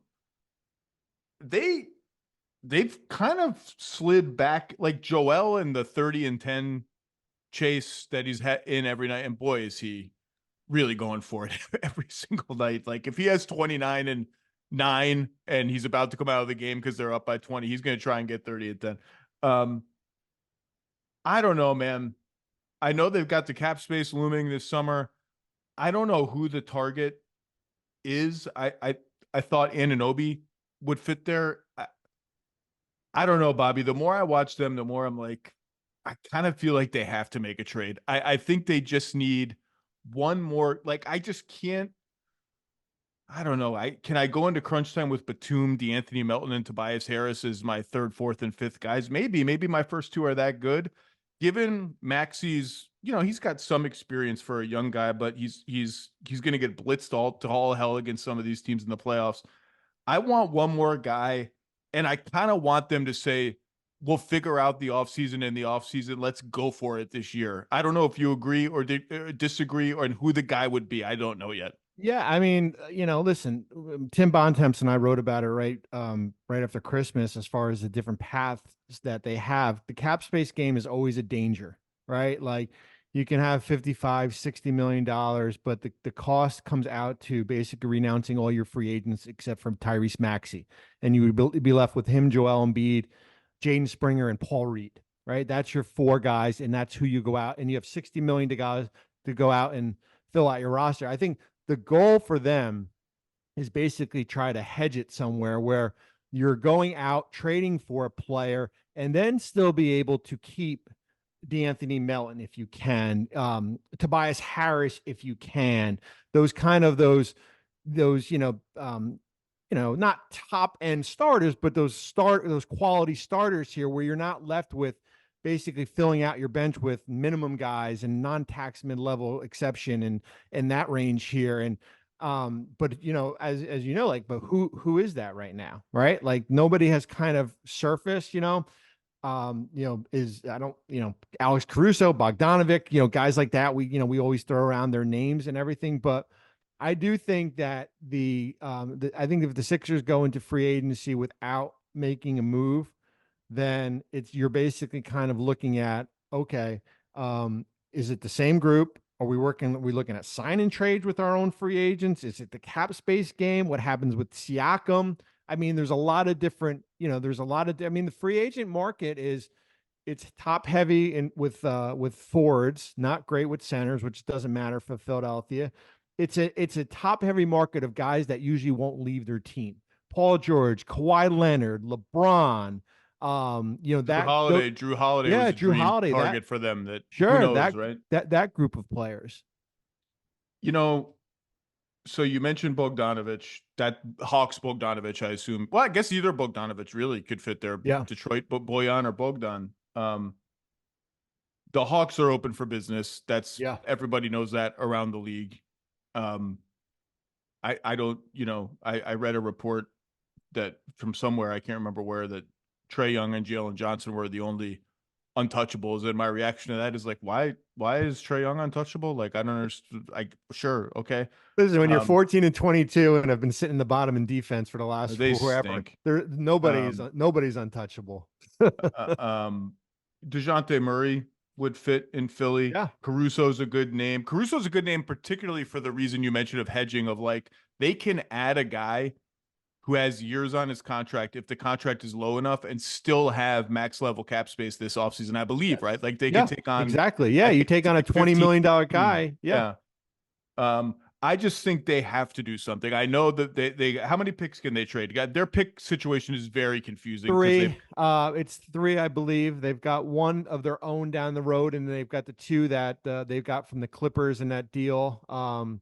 It's 26 and 28. They've got a pick swap with the Clippers in 29, I believe. So yeah, I mean, you have 3 ones that you can put in a deal. You got some swaps too. We just named 4 guys that would fit there. You named Siakam. The Siakam Embiid fit is really the Siakam Embiid. I don't know who goes out in that deal necessarily. But they have enough expirings that they don't have to trade out of their real rotation to get pretty much anybody, including Siakam. Like they could have Siakam, Harris, Embiid, which is an awkward 3-4-5. Like there's not really a 3 in there, although Siakam has played all over the place in Toronto. Siakam's shooting has been all up and down and mostly kind of in his career. Is that the fit you want around Embiid? He also likes to play kind of with the ball and in a little bit of a laborious herky-jerky kind of style. He won't get to do that nearly as much with Maxey and Embiid. But, there's going to be 10, 12 minutes every playoff game where one of Maxey and Embiid is going to be on the bench. And in those 12 minutes, he could do a lot more than he would do with both of them on the court. And at some point, the talent is the talent. And I just think they need one more boost in talent to really compete with Boston, maybe Milwaukee, although Milwaukee's good. I mean, Milwaukee, Philly, and look, none of these early rounds in the playoffs in the East are going to be a cakewalk. Like if you get the Knicks in the first round, that's a pain in the ass. God, the Heat, I mean, it's like the Sixers quiver at the mere sight of the Heat in the playoffs in the Jimmy Butler era, at least. Like that, like that's an interesting matchup to say the least. I just think Philly's got to be all in for this season. All in, F the offseason, get a talent upgrade now, figure out who it should be. If it's not a perfect fit, so be it. I just think they need to be all in to win this season because, what is Embiid, 29, 30? Like it's every year now, it's time. And on Siakam, we had a little bit of a roller coaster with Siakam and the Kings on Friday. We're out. We're in. We're way in. We're all the way out. That was quick. Hey, I threw my phone in the quick. toilet. It doesn't work anymore. I don't accept international calls from 416 area codes. Oh, goodness. Oh, what a league. Siakam is really interesting for the Raptors because, first of all, they're playing well. Oh, they were. So, I mean, I said it last night. I hate really commenting during. I heard you do a podcast with somebody. You said like, yeah, I don't want. I watched the game. Like, I'm not. You leave me alone, right? Like, just I'm not writing. I'm not tweeting. I'm not. Just leave me alone. And I hate. But I'm watching the Golden State game Sunday night, and they just sucked the life out of. They made Golden State quit. They beat the out of them. They made them there's quit no other way around it. They physically beat the hell out of them. They made them basically. If you would have asked them, do you guys want to play the second half? You can go home. I think you probably had, they made them quit, and they have been. I mean, they were really good in that game they lost in Sacramento. They were good in Sacramento. They've been really good.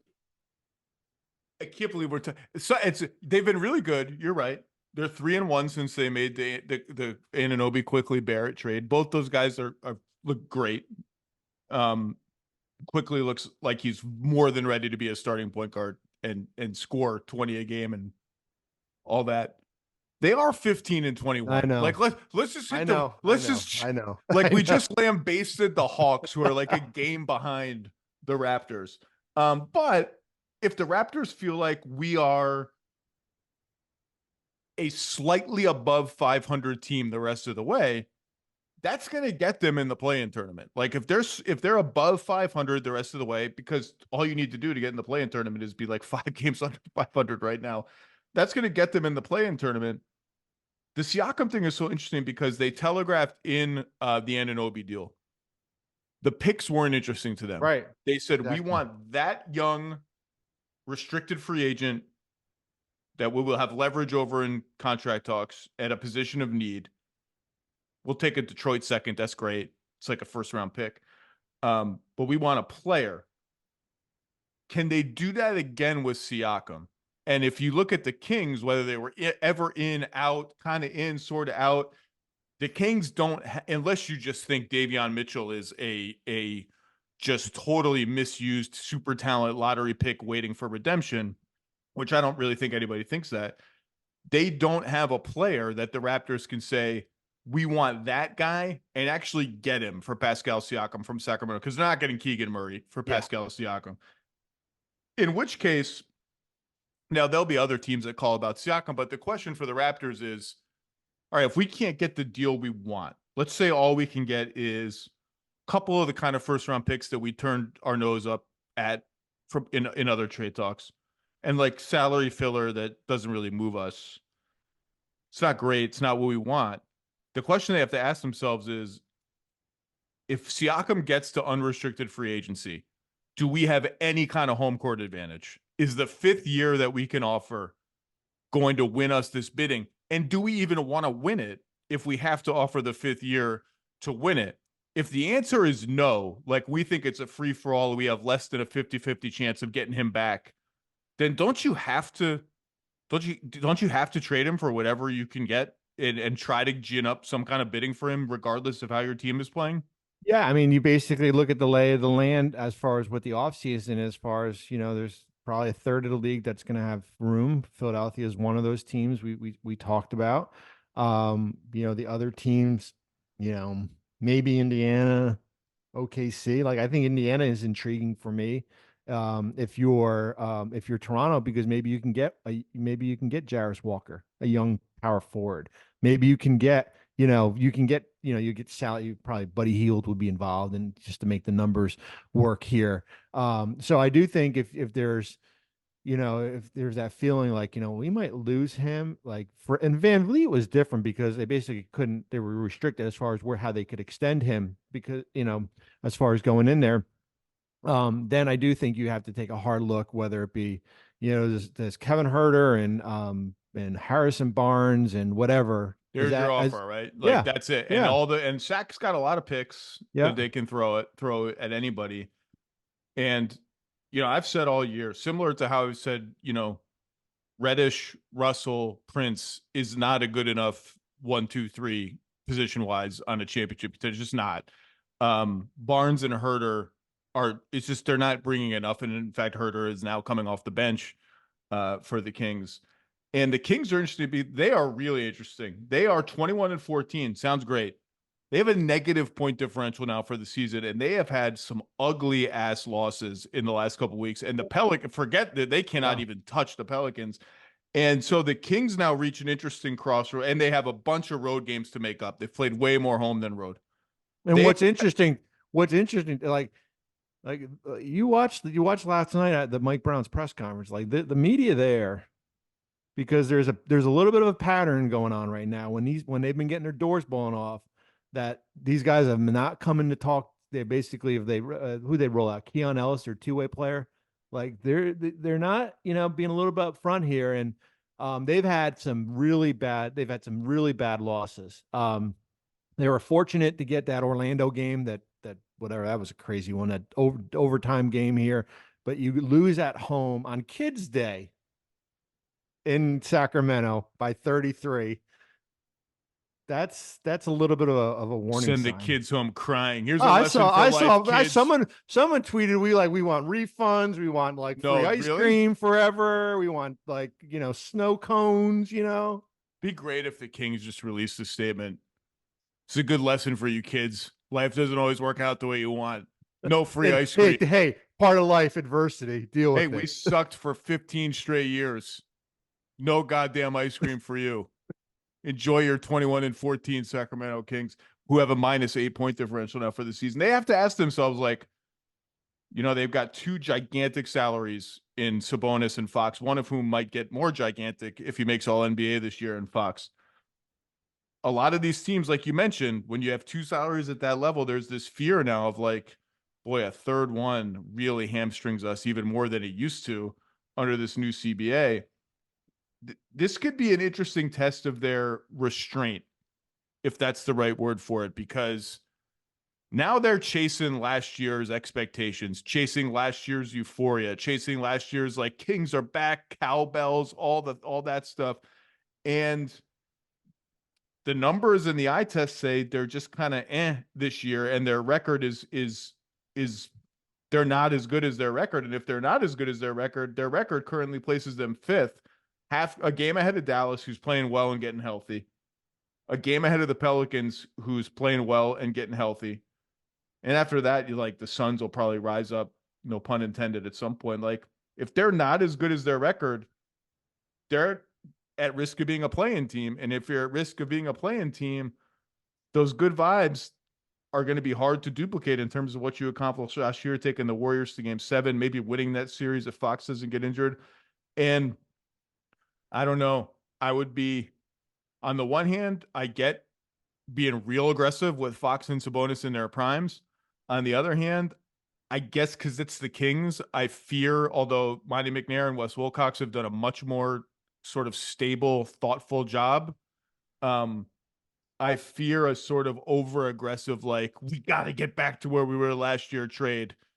I don't know. They're a team to watch. Well, I mean, they're another one of those teams that's kind of hesitant adding that third big contract here. Because as you said, you would have basically 3 guys on max deals. And then what do you have left? Because you probably have just traded out 3 guys. You would have Malik Monk, who's going to be a free agent.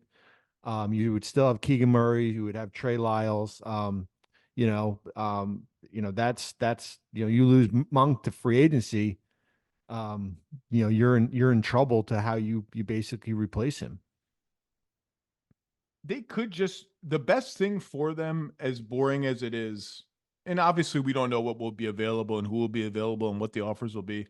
The best thing for them could be stand pat, have an okay rest of the season, lose in the first round or the play-in, and live to fight another day. I don't know. I mean, Murray's development is along the path that they needed to be, which is encouraging, but there's a lot of interesting teams in the West, man. The Pelicans are getting good and they're playing really well, and they have a lot of stuff to trade. Dallas is starting to play better.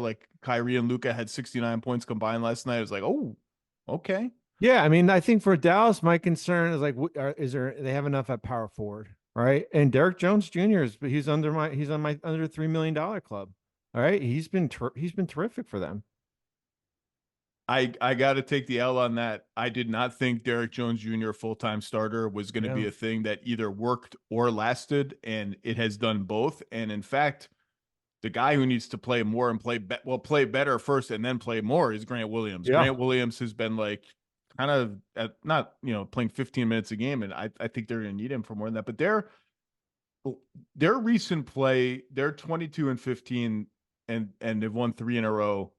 Even though Lively's been hurt, Exum's been hurt, their recent play has been a reminder, like when those two dudes are healthy and they have some role players who are making shots around them, like they're a pain in the ass to play against. Luka is that good, and Kyrie is as a number 2, and he's been a willing number 2, has been really good too. Any other teams you want to hit real fast in your sort of under the radar trade deadline teams?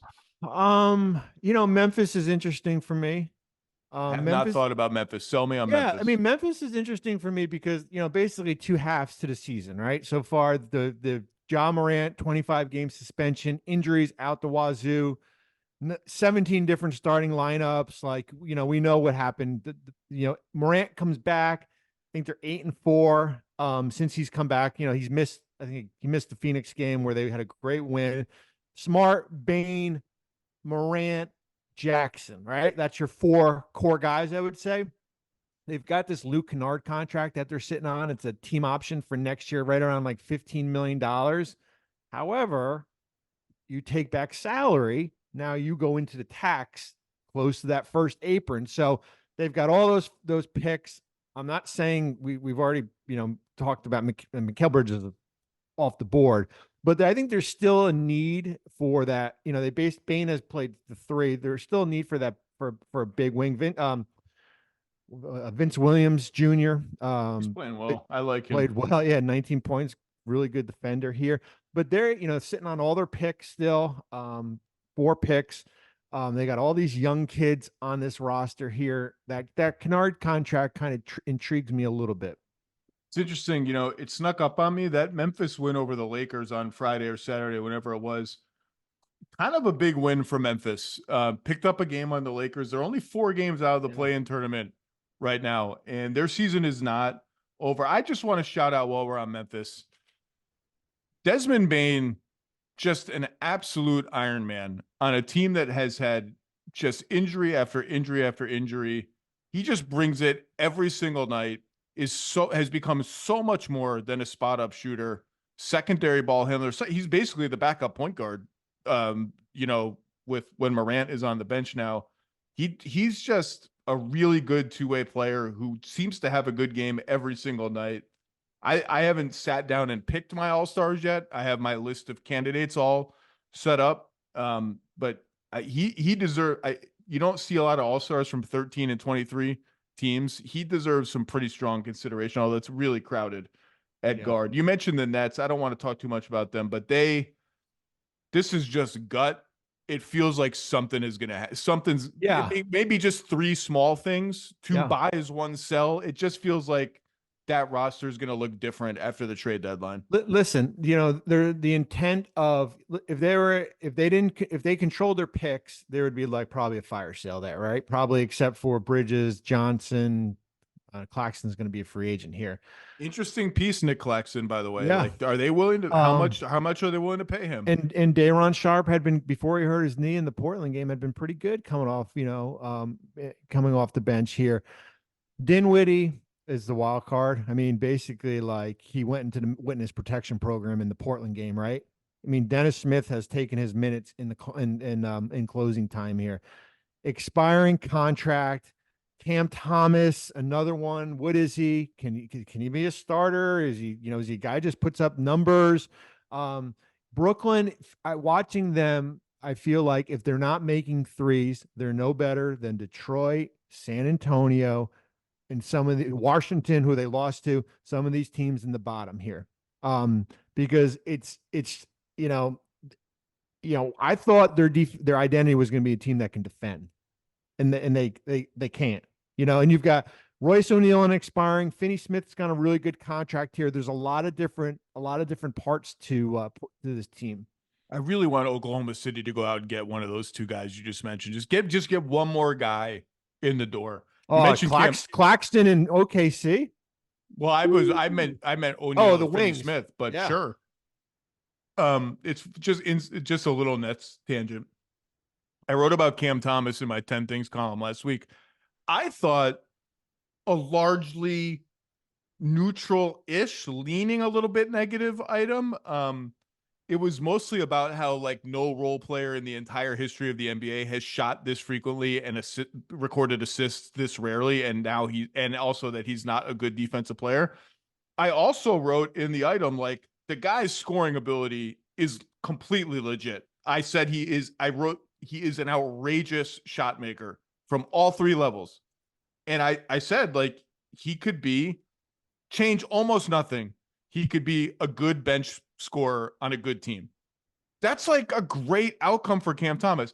I walked into the Nets Thunder game on Friday and Nets PR guys were sitting in their office. I said hello. I said, boy, Zach, Nets fans are just, I don't know if you've seen it, but boy, the Nets fans love are him. killing you. Oh, they love killing Cam you. Thomas. And I was like, what do you mean? What did they kill me about? Like I hadn't seen it. Like, well, you wrote mean things about Cam Thomas. And they just, I mean, like they are just killing you. Like they were talking to me like, are you okay? Like, are you taking this all right? Like, are you emotionally? I was like, I don't know about anything. I thought I was being nice to Cam Thomas by saying like the guy is an outrageous scorer. He just doesn't pass like ever. There's never been a guy who's not a star with a usage rate this high and an assist rate this low. It just is what it is. I will say this about Nets fans. They're very prideful of homegrown talent. You know why? Because there hasn't been many. So when you look at Cam Thomas and Nick Claxton, guys that they've drafted and done a good job, Daron Sharp, guys they've found, Nets fans are very like one of their own, right? It's like they're children. Listen, Cam Thomas has got, the one thing I like about him is he's that, and I know he went on that bender where he was 0 for whatever, but the one thing for him is that he's been able to get to the free throw line a lot more than he has done. He's a big burly dude. Yeah. I thought I was nice to him saying like he could be a really good reserve player on a good team, not a crap team, a good team. And by the way, take it up with your coach who decided that the leading scorer on your team should come off the bench. Like take it up with him too. Well, I mean, listen, I mean, I don't want to go into much detail about what happened with them getting fined and everything like that. But when your best player comes out and was basically against the plan, you got to be careful with that. Yeah, that didn't go great for them. Like maybe you should have checked it with Mikal Bridges first, and so he doesn't go to the media and be like, "This sucked. I didn't like this." All right, Bobby Marks, we got a month more to talk about this. We'll talk more soon. Thank you, sir. Thanks, Zach. Appreciate it.